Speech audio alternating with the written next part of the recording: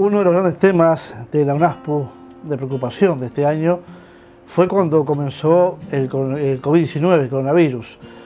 Una sensación de lejanía a nivel familiar, a nivel de asociaciones.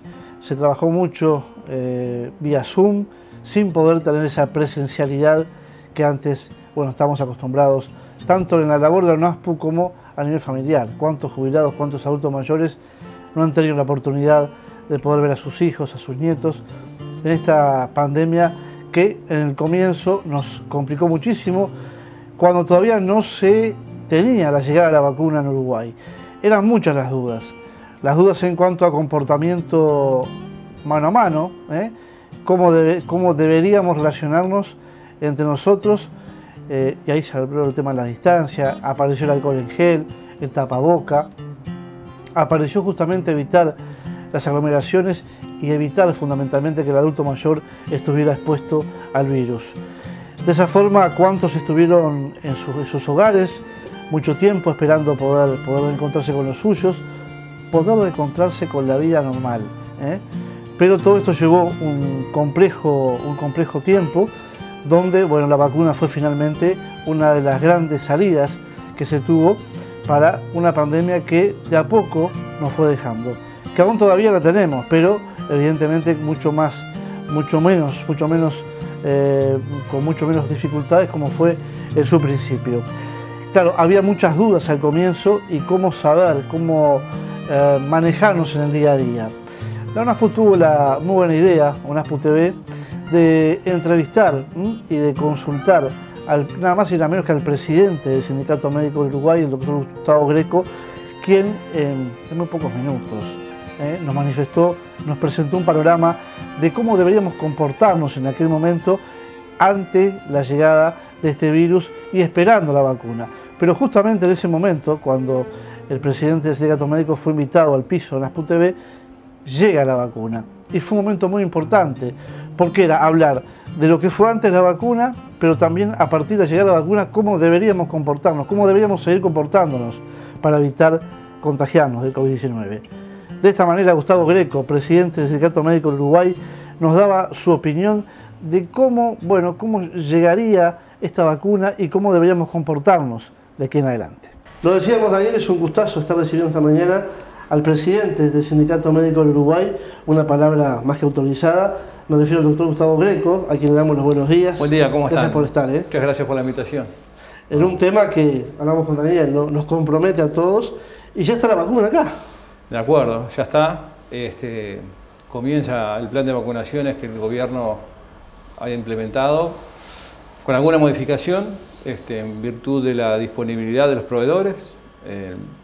Se modificó un poquito el plan que estaba previsto y que se había puesto oportunamente en conocimiento en diciembre, empezando por otros colectivos, en función de lo que los expertos recomiendan para cada sector o para cada rama de actividad, de acuerdo a riesgos de exposición, la vacunación. Pero bueno, creo que es un paso muy importante para el país, es el comienzo del fin de esta pesadilla, que está lejos todavía, pero es un paso muy importante, sin duda. La UNASPU, Daniel, ha estado permanentemente pregonando el hecho de que, reconociendo que hay un primer nivel, que son los trabajadores de salud, pero que los adultos mayores, por un tema lógico, las cifras así lo indican, también están esperando la vacuna, ¿no? Bueno, hay una gran expectativa, ¿no? Esperemos que no se defraude, que todos los adultos mayores, sin lugar a dudas, nosotros somos por excelencia clientes de estas campañas cada vez que hay que vacunarse. Tenemos ya asumido que eso es algo a favor de las personas, y bueno, y más con este coronavirus que nos ha sorprendido a todos, que es de carácter mundial, que por distintas razones no ha habido una estrategia común, y que eso también ha complicado un poco este asunto, pero ahora, como bien decía el doctor Greco, tenemos una luz allá en el camino al cual nos tenemos que dirigir para empezar el proceso ese que no es mágico, no va a ser de un día para el otro, que hay que tenerlo en cuenta que son procesos y que hay que, bueno, científicamente el doctor lo va a explicar mucho mejor que nosotros, pero que tenemos que seguir teniendo paciencia y seguir cuidándonos, porque los adultos mayores somos un sector de riesgo y a los hechos me remito, ¿no? Doctor, hablamos con Daniel y contigo antes de empezar el programa, una palabra que es importante, ¿no? Confianza. Confiar en la vacuna. Es así.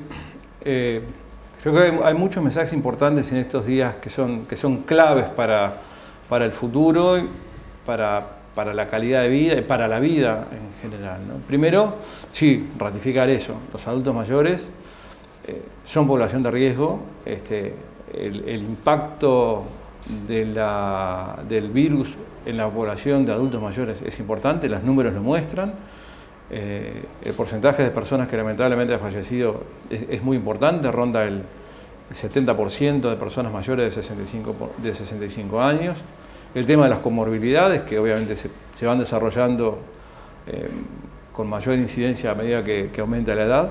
No es el único sector, no es la población exclusivamente afectada, obviamente, y eso también hemos sido muy enfáticos en decirlo. Han fallecido personas jóvenes y muy jóvenes por el virus, pero estadísticamente el grueso sin duda que es la población de riesgo a cuidar, a proteger. Así se ha hecho además con el tema laboral, con el tema del aislamiento, del distanciamiento físico, cosas con las cuales hay que seguir. Entonces, primer concepto, un grupo a priorizar, a cuidar, a extremar, los nietos con los abuelos, los hijos con sus padres, ese distanciamiento que mantenemos, la famosa burbuja ahora, hay que sostenerlo, y hay que sostenerlo hasta que tengamos el efecto rebaño de un importante número de personas inmunizadas, que ronde el 70% de la población. Porque lo que está claro, y hablando de la confianza de las vacunas y de lo que nos dan las vacunas, es que las vacunas nos protegen de enfermar gravemente, tan gravemente como para ir a una terapia intensiva, y ahí empiezan a jugar otros factores.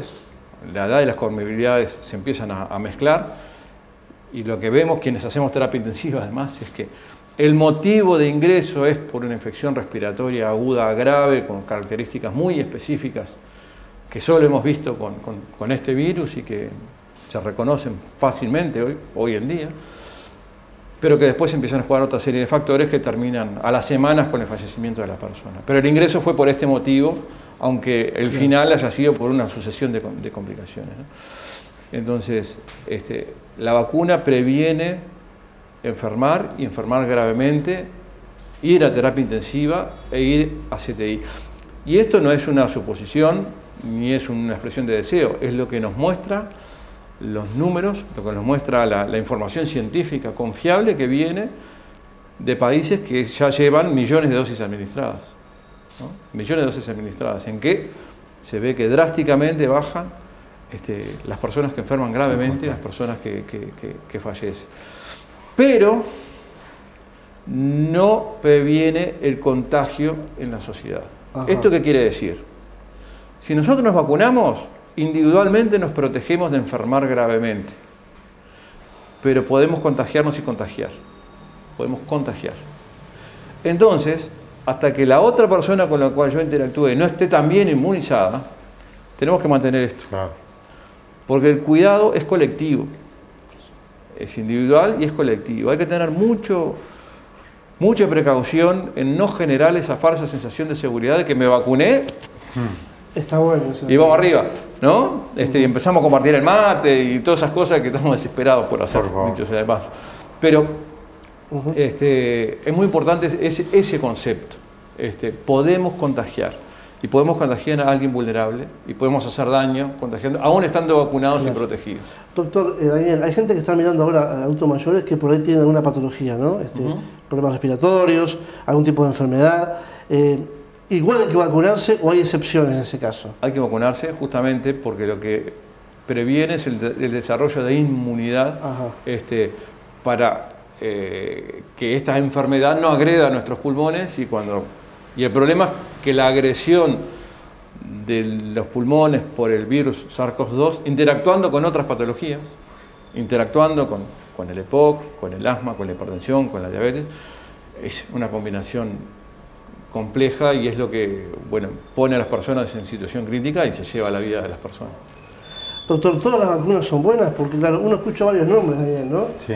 Sinovac, la de Pfizer, la rusa, y uno queda claro, se empieza a hablar de eso, ¿no? Que esta sí, que esta no. Todas son buenas. Todas son buenas. Y yo te agradezco la pregunta porque es un concepto que tiene que quedar muy claro para no alimentar un falso dilema entre me vacuno con la mejor o no, o yo quiero esta o yo quiero aquella, ¿no? Vamos a dejar de lado todo el tema político, ¿no? Que si la rusa es buena, que yo me vacuno con la rusa o con la china. Saquemos ese tema. De hecho, la rusa ha demostrado ser una de las más efectivas, ¿no? Que tanto ha estado politizado el tema de la vacuna. Cuando hablamos de la eficacia de las vacunas, tenemos que ser muy cuidadosos en que traducir en números y decir el Coronavac tiene un 50 y algo % de eficacia y Pfizer tiene 95%. No son números comparables porque los estudios metodológicamente fueron hechos en poblaciones distintas, en circunstancias distintas, en países distintos y no necesariamente estamos comparando manzanas con manzanas, podemos estar comparando manzanas con peras. El Coronavac ha tenido fases de estudio, fase 3 de estudio en distintos países con distintas poblaciones y la misma vacuna en sus distintas fases en distintos países tiene distintos porcentajes de eficacia. El concepto que tenemos que llevarnos, el concepto que tenemos que tener es lo que hablamos al principio. Coronavac, AstraZeneca, Sputnik o Pfizer, todas tienen un potencial de protegernos de contraer enfermedad grave cercano al 100%, todas. Entonces, da igual. Esas pequeñas diferencias de eficacia que se miden, que no solamente se miden por la enfermedad que se contrae, sino por la capacidad de desarrollar inmunidad que se mide en sangre, en fin, cosas más complejas con las que se estudian las vacunas, son los que hacen la diferencia y hacen que los expertos de nuestro país recomienden para los grupos de mayor riesgo de exposición y de contraer enfermedad y de contagiar, como somos los trabajadores de la salud, que estamos en permanente contacto con personas portadores, enfermas de coronavirus, recomendar determinada vacuna, esa modificación en el plan propuesto allá por diciembre, en virtud de cómo llegan las remesas desde los distintos proveedores. Pero bueno, hay que vacunarse con la que nos toque, cuando nos toque. El Plan Nacional de Vacunaciones de nuestro país tiene una experiencia de décadas, desde el año 1982, provee 18 vacunas en forma gratuita, con acceso universal, contra enfermedades infectocontagiosas, que tienen un excelente resultado a nivel de población y es referencia en el mundo. Las mismas personas que de hace décadas conducen ese Plan Nacional de Vacunaciones, con una comisión asesora que analiza evidencia científica, que está en la Universidad de la República, es la que hace este estudio, enriquecido ahora además por este grupo creado ad hoc, que es el Grupo Asesor Científico Honorario, y entre todos elaboraron el plan de vacunaciones, las recomendaciones, y es lo que nos trasladan que es lo mejor para nosotros hacerlo. Y la palabra es confiar, la palabra es confianza. No hay mucho misterio en el tema y nosotros llamamos, convocamos y le transmitimos a la población en general, a la población de adultos mayores en particular, a los trabajadores de la salud. Dejemos de lado el miedo, hay que vacunarse por nosotros y por el resto de la sociedad. Nos quedan 2 minutos para seguir. Perdón que... No, por favor, al contrario, es un gusto escucharlo.